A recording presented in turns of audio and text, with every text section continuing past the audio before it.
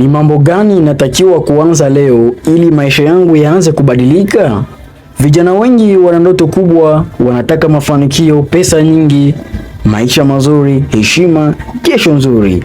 Lakini tatizo kubwa ni hili, wengi wanasubiri maisha badilike kabla wao hawajabadilika. Ukweli ni huu, maisha hubadilika pale unapochukua hatua, na hatua kubwa huanza na vitu vidogo vya kila siku. Ndiyo maana unatakiwa kujiuliza, ni kitu gani nikianza leo kinaweza kubadilisha maisha yangu kesho? Ni tabia gani nikianza sasa kuishi itanisaidia mbele? Ni maamuzi gani natakiwa kufanya kuanzia leo? Wakati mwingine mabadiliko makubwa hayatoki kwenye miujiza, yanatoka kwenye maamuzi madogo yanayorudiwa kila siku.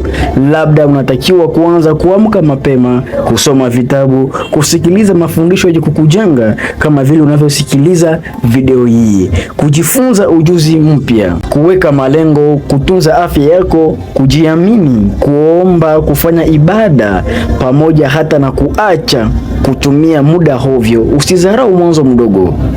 Watu wengi wana mafanikio leo walianza kwa hatua ndogo sana ambazo hakuna aliyekuwa anaziona.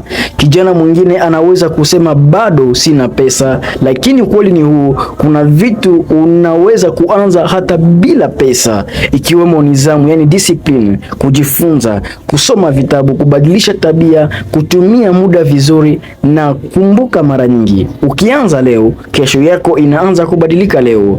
Lakini ukisema bado muda upo, unaweza kuchelewa bila kujua. Maisha hayabadiliki kwa kutamani tu, yanabadilika kwa vitendo, na mara nyingi kesho nzuri hujengwa na maamuzi ya leo. Hatua ndogo unayoanza leo inaweza kuwa mwanzo wa maisha makubwa kesho. Asante kwa kunisikiliza mwanzo hadi mwisho. Niambie nini ambacho umejifunza, na nikiapo chini maoni yako, nini ambacho umekijifunza. Na kama ndio mara yako ya kwanza kutembelea channel hii, unaweza kusubscribe, maana tunakuwa bora zaidi ya jana, ili kila mara tunapotoa video uwe wa kwanza kupokea taarifa. Na unaweza kumtumia mwingine video hii ili aweze kujifunza sehemu alipo. Kumbuka, yote yawezekana kwake yeye aaminie.